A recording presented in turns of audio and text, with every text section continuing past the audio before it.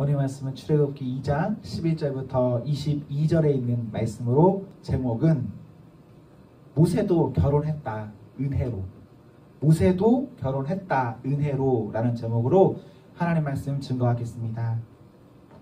올해 초에 제가 아는 목사님이 저에게 슬기로운 의사생활이라는 드라마를 추천했습니다. 그러면서 저에게 말했습니다. 이걸 봐야 연애하고 싶어져. 그래서 그런가 보다 싶었습니다.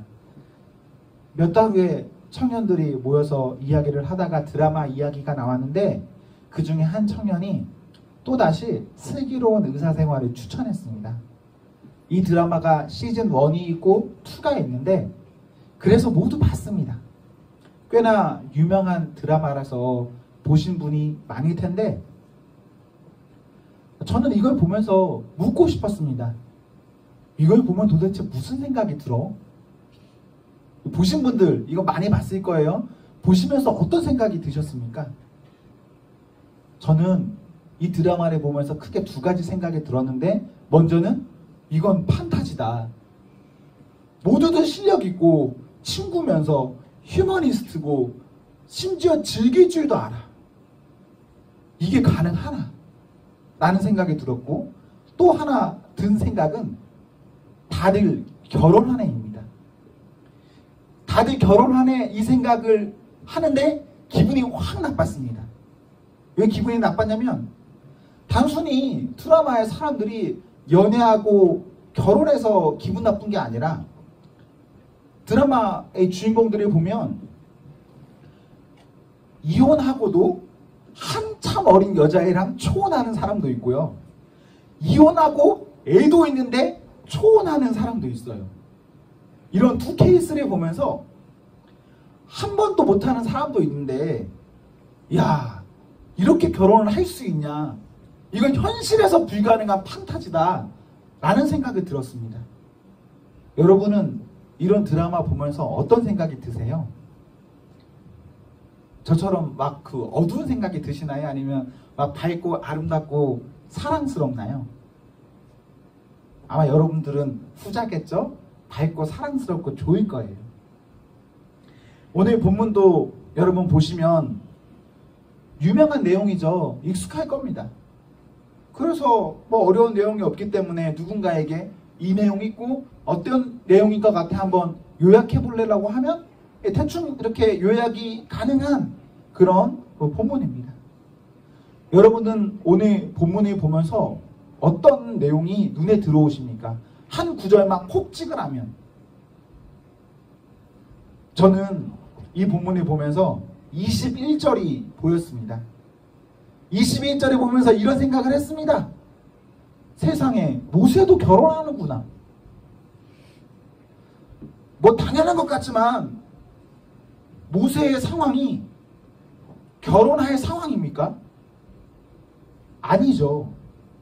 살인자, 도망자, 가족도 없고 연고도 없고 가진 것도 없는 정말 어려운 상황인데 그런 모세가 결혼했습니다. 그러면서 또 한번 씁쓸했습니다. 역시 될 놈은 되는구나.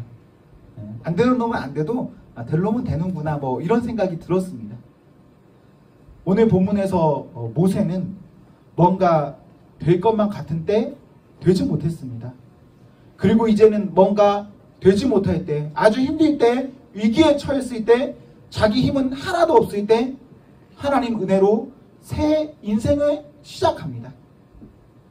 14절, 15절 보십시오.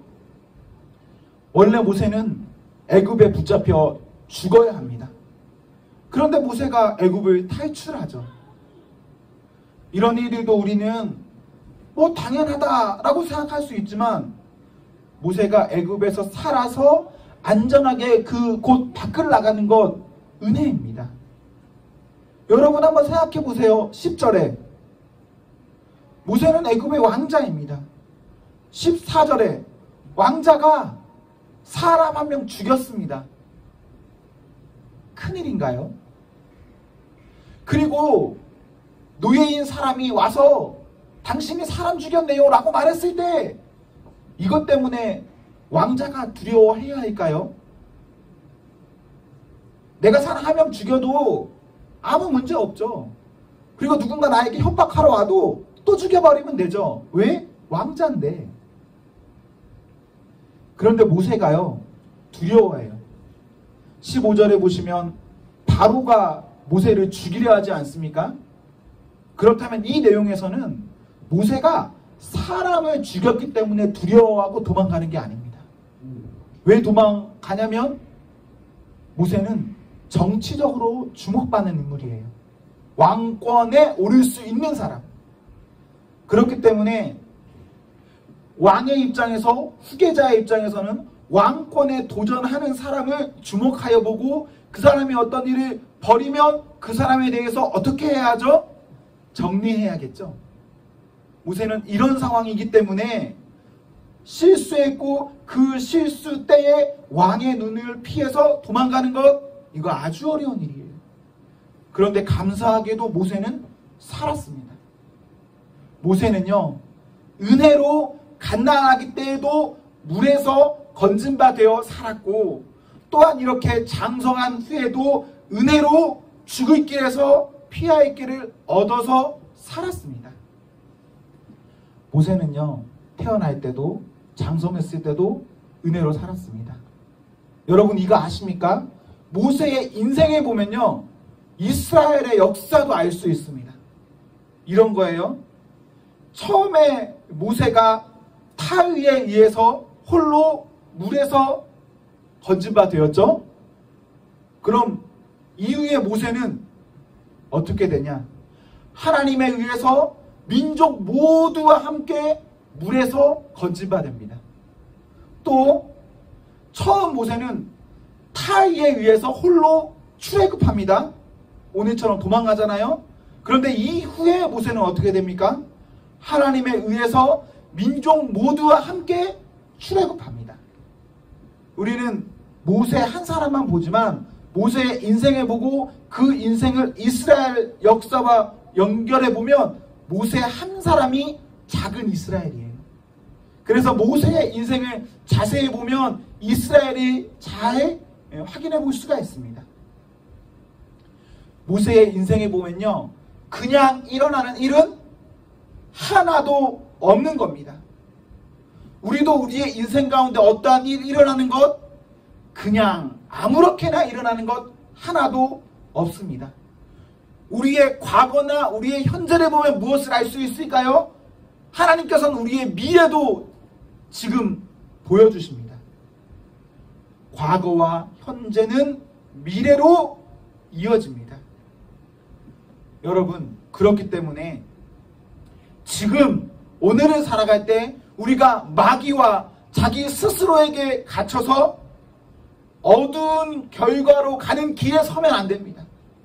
하나님 앞에서 하나님과 동행하는 아름다운 길로 가져야 합니다.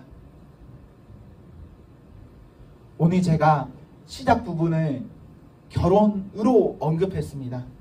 모세가 결혼했다. 우연일까요? 그냥 살다 보니까 모세가 결혼했을까요? 그냥 당연한 거고 성경에 기록되어 있으니까 은혜입니까?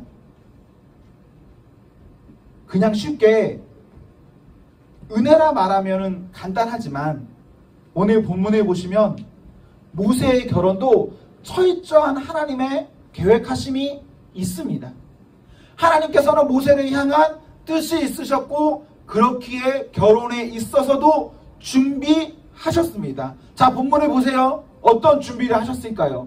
모세가 결혼하기 위한 하나님의 준비는 우물가. 15절에 모세가 어디에 있습니까? 우물가에 있습니다. 모세는 우물가에 앉았고 거기서 사람들을 만납니다. 그들은 미디안 지역에 사는 사람이었고 그중 21절에 십보라와 결혼합니다. 모세가 우물가에 앉아 있다. 그냥 별것 아니죠. 별것 아닌데 이 말이 의미가 있는 말입니다. 이 말이 모세가 지금 하나님의 뜻 가운데 있다라는 말입니다.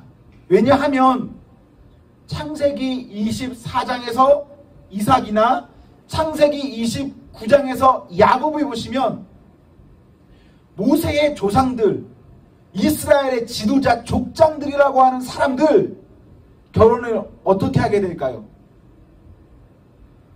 우물가에서 만나는 여자와 결혼합니다.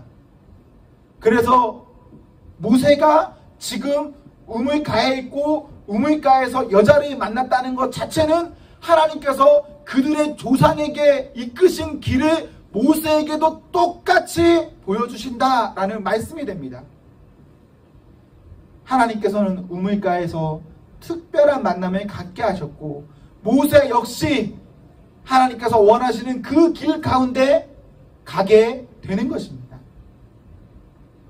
저는 저나 여러분이나 하나님의 인도 아래 있기를 소망합니다. 우리 모두 결혼 문제도 그렇고 어떤 문제에 있어서든 하나님의 인도 아래에 있어야 합니다. 모세와 같이 하나님의 뜻 아래서 우물가에서 인생의 좋은 동반자, 반려자 만나기를 기원합니다. 여러분, 하나님의 뜻 가운데 길 잘 가시고 하나님의 정하신 우물가에서 좋은 사람 만나십시오. 혹시나 우리 중 한 사람이라도 아무렇게나 만나서 아무렇게나 있다가 사이다 보니 결혼하더라고요. 이런 말 하지 않았으면 좋겠습니다.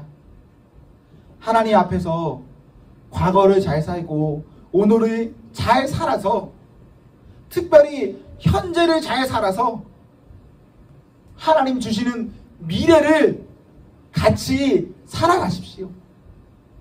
우리가 하나님 앞에 있다면 하나님 우리를 홀로 두지 아니하시고 계획한 길을 주세요. 하나님께서 우리 각자의 삶 가운데 분명히 여러분을 향한 우물가가 있습니다. 그리고 그 가운데 여러분들을 위한 우물가이기 때문에 하나님께서 준비한 최적의 삶의 형태 그리고 만나야 할 연인을 주십니다. 그 믿음 가지고 하나님 믿고 가십시오. 아무나 아무렇게나 살다가 만나서 그렇게 살다가 했더라 이거 아니라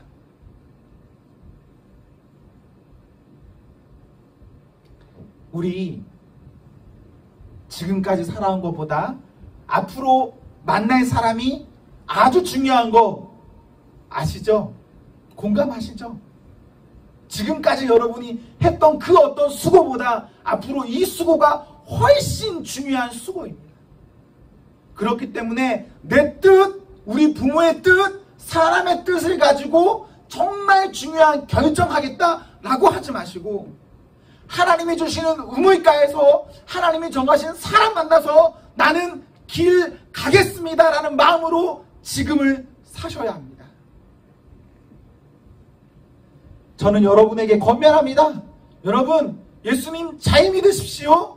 그리고 여러분뿐만 아니라 여러분이 만나는 그 사람까지도 예수님 잘 믿는 사람 만나십시오. 그래서 더 높은 뜻을 향해서 함께 나아가십시오. 그러셔야 합니다. 여러분 지금 여러분의 누군가가 예수님 믿는 분 만나고 계시면 서로 더 잘 믿고 잘 사랑하다가 때가 되면 결혼하십시오.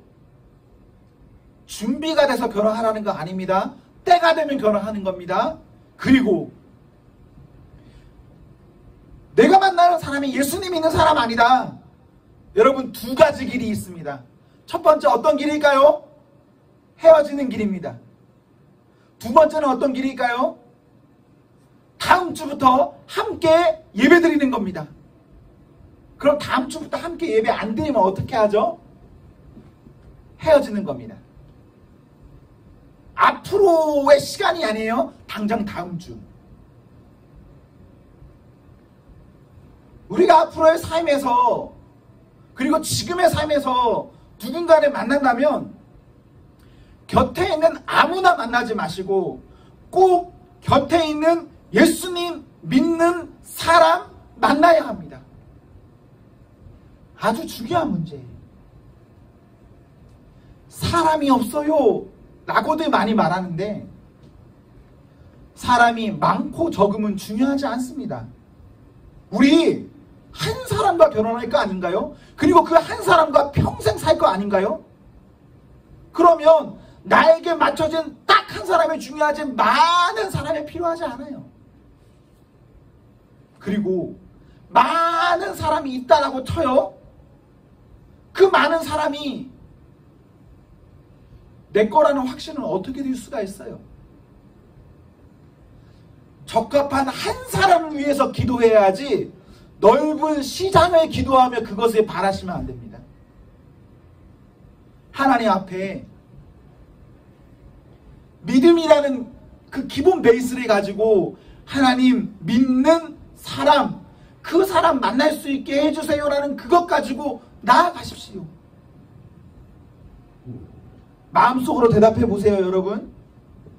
하나님 없는 아주 조건 좋은 사람과 하나님 믿는 별 조건 없는 사람이 있다. 누구를 택해야 됩니까? 하나님 없는 아주 조건 좋은, 하나님 믿는 별 조건 없는 사람. 누구를 택하냐? 누구와 결혼해야 하냐? 여러분, 중간지대 이런 거 없습니다. 적당한 거 이런 거 없어요. 그냥 딱 두 갈래 길 가운데 한 길로 가야 된다라고 하면 우리 미리 결심해야 됩니다. 나는 하나님 보고 가겠다. 믿음 보고 가겠다. 여러분이 지금부터 그런 결심과 기도하지 않으면 여러분 하나님이 준비하신 우물가 못 만납니다. 그냥 아무나 만나서 결혼하는 거예요. 그리고 그 아무나 만나서 결혼하기 때문에 그 결과는 무엇인가? 여러분의 믿음이 극심하게 흔들릴 겁니다. 1% 정도만 그런 결혼 가운데서도 그 신앙 지키는 것이지 웬만해서는 신앙 못 지킵니다. 그래서 여러분이 지금부터 생각할 때부터 믿음을 기본을 가지고 해야겠다라는 그 결심하면서 살아야 합니다. 또한 우리는 서로에게 말할 때, 우리 공동체에서 이렇게 말할 때 믿음의 말로 권면하십시오. 믿음의 말로 조언하고 믿음의 말을 들어야 합니다. 교회에서 예수님 믿는다는 사람이 연애할 때, 취업할 때, 학교 갈 때 그냥 아무 말이나 하고 아무 말이나 듣고 그냥 누구나 하는 그 말 가지고 가는데 그러면 안 됩니다. 하나님 없는 사람의 말을 내가 옮겨서도 안 되고 하나님 없는 사람의 말 그 길을 내가 가서도 안 됩니다.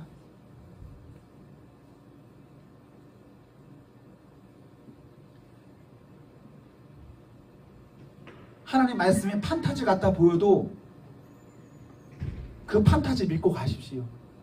그 안에 은혜가 있습니다.